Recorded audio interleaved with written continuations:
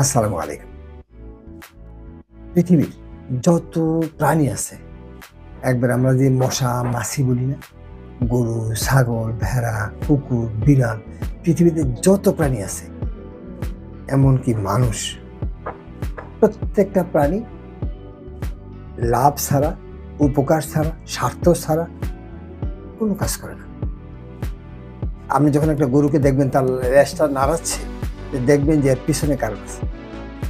একটা ছাগল শুয়ে আছে, তার পেছনে কারণ আছে। একটা মশা দৌড়িয়ে কোথাও যাচ্ছে, কারণ আছে।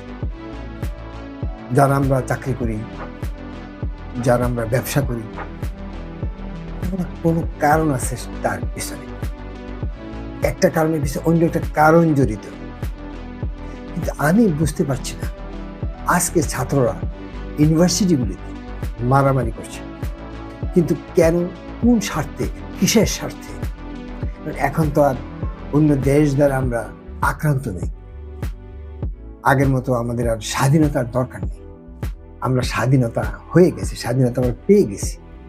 তাহলে এখন কিসের জন্য আমরা ইউনিভার্সিটিগুলিতে এখানে সেখানে মারামারি করব? প্রশ্নই আসে না। আমরা করবো এখন লেখাপড়া,